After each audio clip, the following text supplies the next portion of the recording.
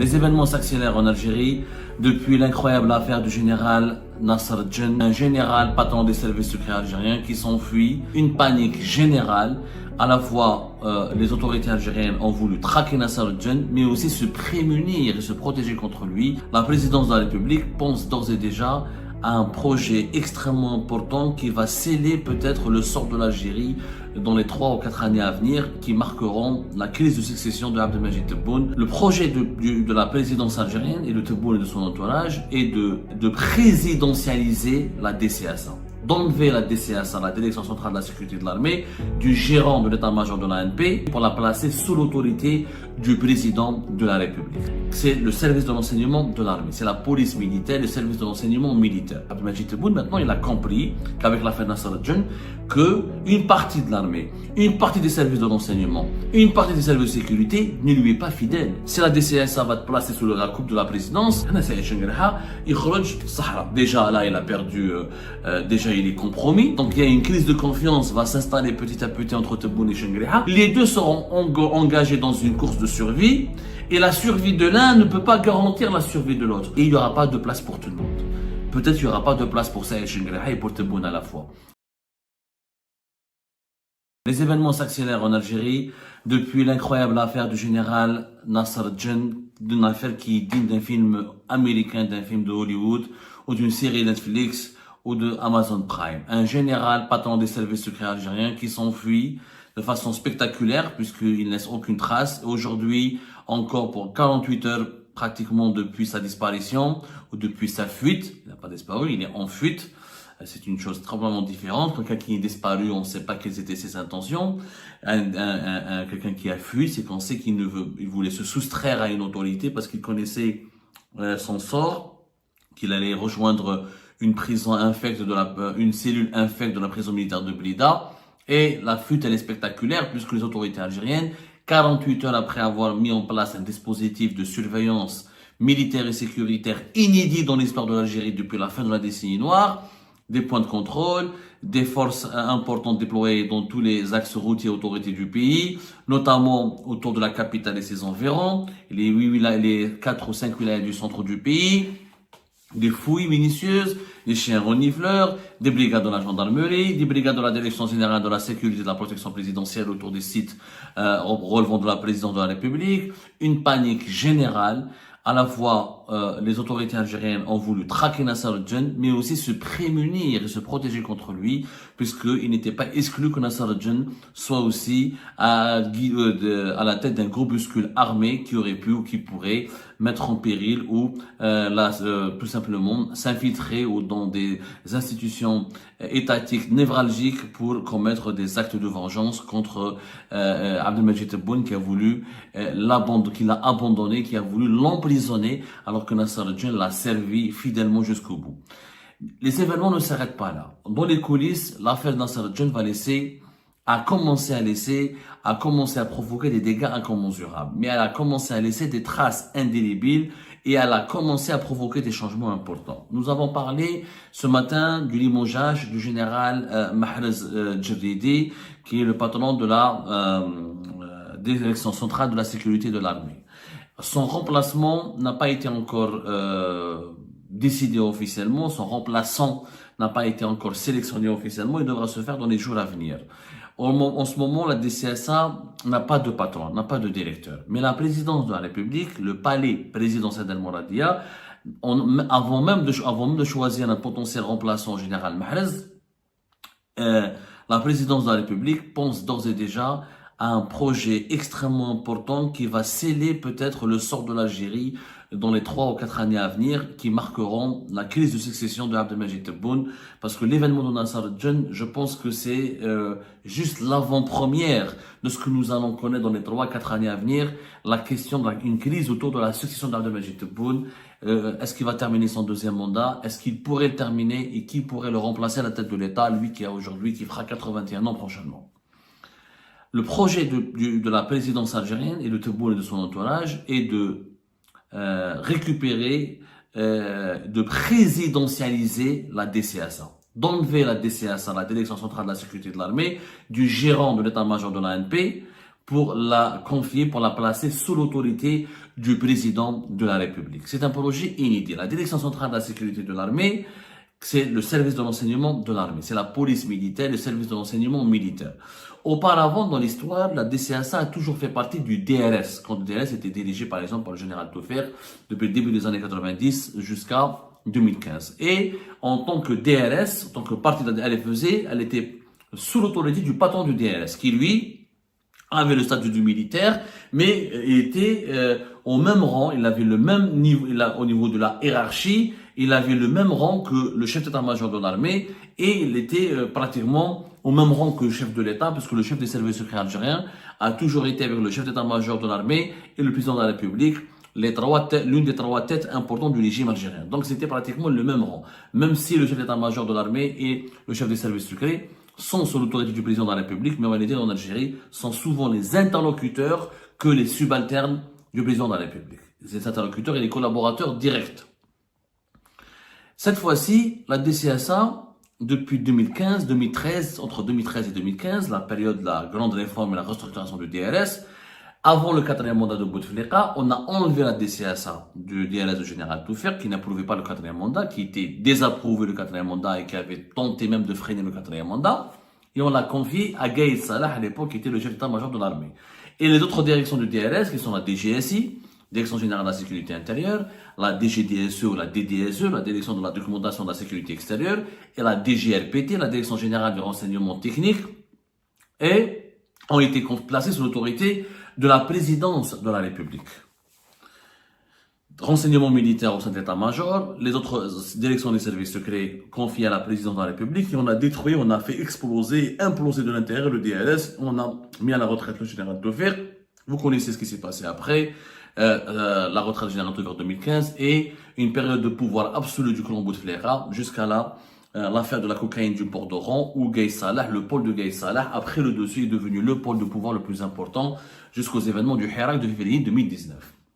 Aujourd'hui, Abdelmadjid Tebboune, dans le sillage de ce scandale, et vu les défaillances, Abdelmadjid Tebboune et son entourage veulent profiter des défaillances constatées et pour le moment des défaillances étonnantes, parce qu'effectivement, on ne sait toujours pas comment Nasser John a pu fuir et il a certainement bénéficié d'importantes complicités au sein de la DCSA qui était chargée de le surveiller et de le surveiller de près, puisqu'il était placé dans une résidence, il était assigné à résidence et dans une résidence surveillée, il était sous l'autorité de la DCSA en attendant qu'il soit présenté au tribunal militaire de Blida en vue de son emprisonnement. Donc cette histoire de Nasser John, la présidente de la République veut la retourner en sa faveur en imposant une réforme qui va obliger Saïd Chinguereha, le chef d'état-major de l'armée nationale et populaire, et l'état-major de l'armée, à accepter de se séparer de la DCSA pour qu'elle soit confiée et dirigée par la présidence. Il faut savoir qu'en Algérie, le président de la République est aussi le ministre de la Défense nationale et le commandant des forces armées. Ceci dit, quand un service de sécurité ou une autorité militaire ou civile est placée sous les ordres de la présidence, ça signifie que le directeur de cabinet du président, les conseillers du président, le secrétaire général du président peuvent directement commander ou travailler ou communiquer avec cette autorité et avec cette entité. Et elle va donc échapper au contrôle de l'ensemble des autres composantes du pouvoir algérien. Et l'objectif de Tebboune et son entourage maintenant, comme ils ont eu extrêmement peur par rapport à ce qui s'est passé hier, l'affaire de Nasser John, comme ils ont eu peur d'une tentative de coup d'État, parce qu'on l'a dit tout à l'heure, j'ai pas dit qu'il y a eu une tentative de coup d'État. Moi, j'ai dit qu'il y a eu une peur.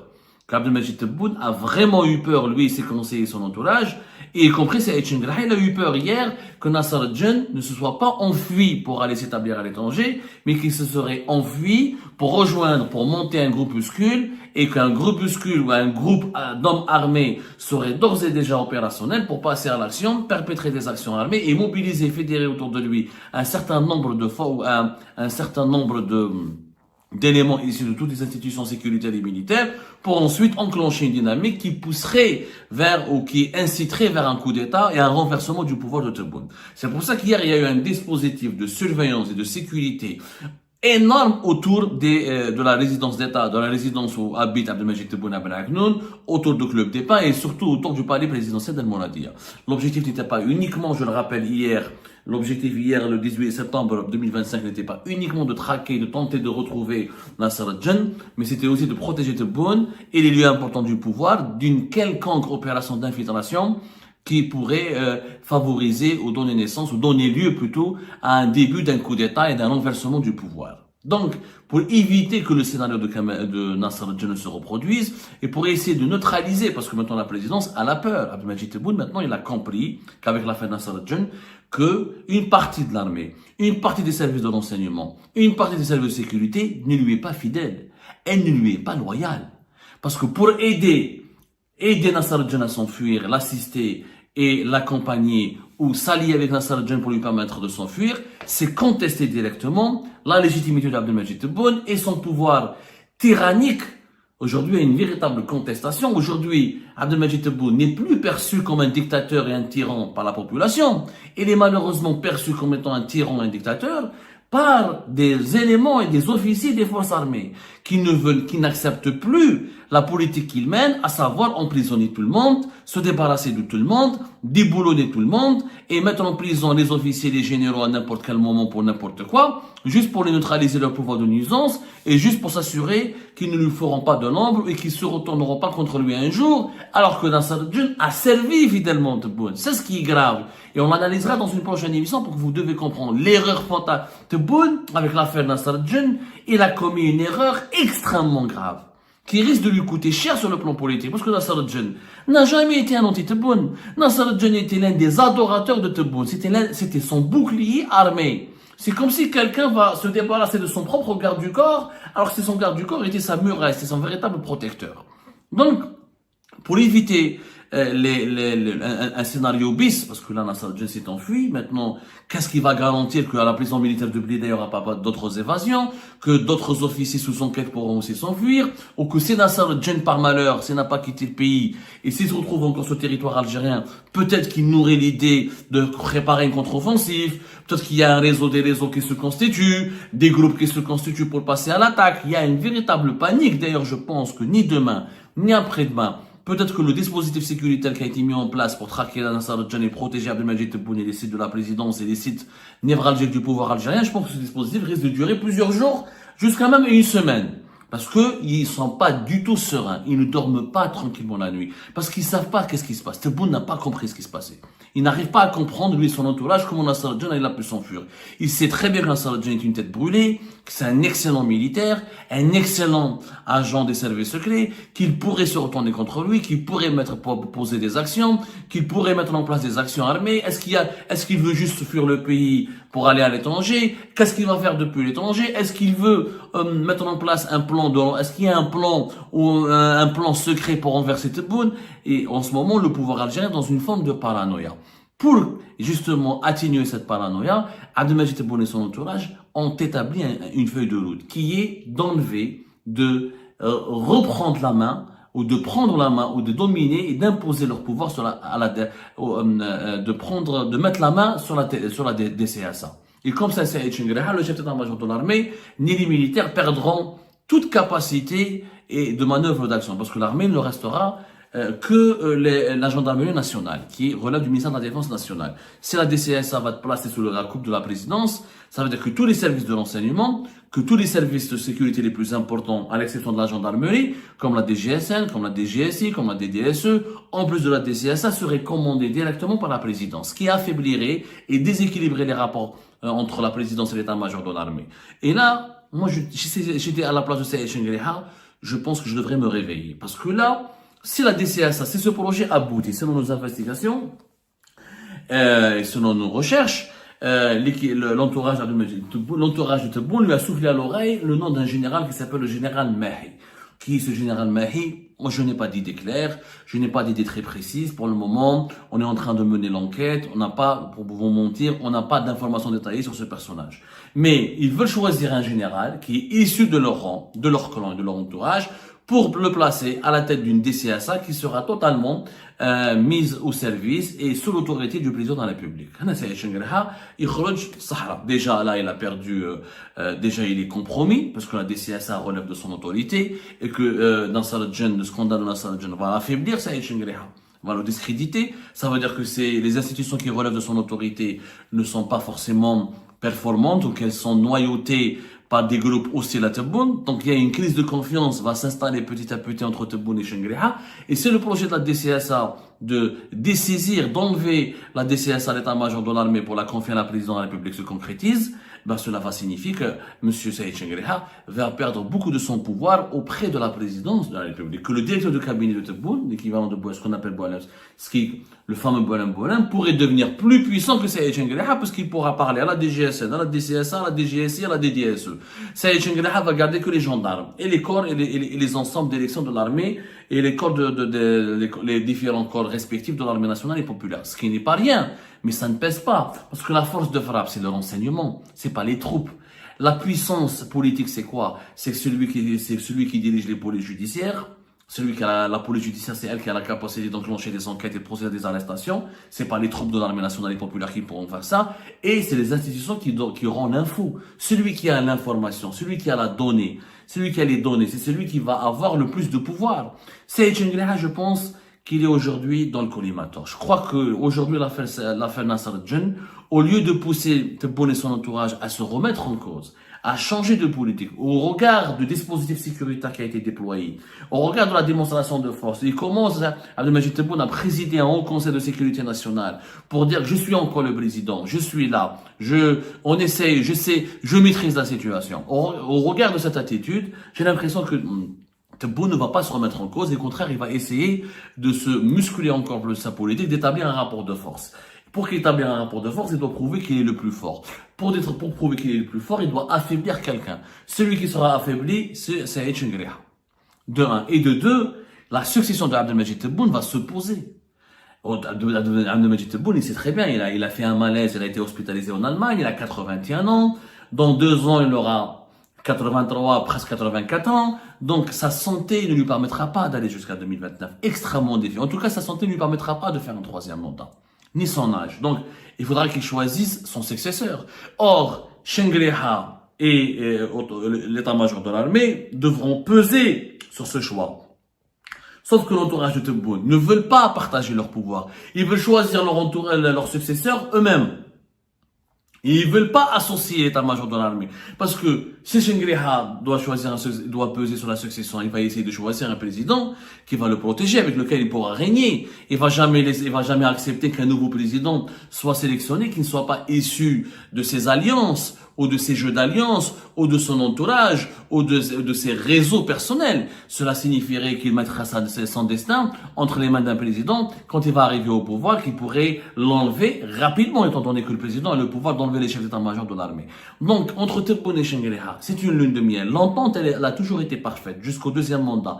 Mais cette entente, elle est appelée à se dissiper. Elle est appelée à s'effriter. Et Saïd Shengriha, s'il n'a pas compris que lui, et il est dans le viseur, que le clan Tebboune vont tout faire pour convaincre Abdelmajid Tebboune de changer Saïd Shengriha afin de ramener un autre chef d'état-major de l'armée nationale et populaire qui pourrait leur être totalement loyal et totalement soumis. Comme ça, ils choisiront eux-mêmes le successeur qui devra succéder à Tebboune en 2029. Là, Saïd Shengriha fera preuve d'une grande naïveté. L'amour, l'entente, la lune de miel entre Saïd Shengriha et Abdelmajid Tebboune, elle sera de courte durée dans les années à venir. Parce que c'est pas les mêmes intérêts. Tebboune, son intérêt, c'est de protéger son entourage et son clan, et quand il va partir, de laisser derrière lui des enfants en toute sécurité. Et pour cela, la famille Tebboune et son clan et ses amis voudront choisir leur propre président. Saïd Shengriha, c'est pas les mêmes intérêts. Saïd Shengriha veut aussi pérenniser son pouvoir, assurer, protéger les arrières de ses enfants, de sa famille et de ses collaborateurs. Parce qu'il sait très bien que s'il meurt comme Gaï Salah, ou si un malheur lui arrive, ses enfants, ses proches et son entourage seront démantelés et massacrés, comme ce fut le cas avec le Gaï Salah. Quand il est mort, il a laissé son entourage totalement à la merci du nouveau puissant chef d'état-major. Donc les deux n'ont pas les mêmes intérêts. Les deux seront engagés dans une course de survie, et la survie de l'un ne peut pas garantir la survie de l'autre. En clair, sur le bateau le régime algérien sera il va cesser d'être un navire qui peut accueillir tout le monde et sera un petit bateau qui peut accueillir un nombre limité de personnes. Les places seront très limitées et il n'y aura pas de place pour tout le monde. Peut-être qu'il n'y aura pas de place pour Saïd Shengriha et pour Tebboune à la fois.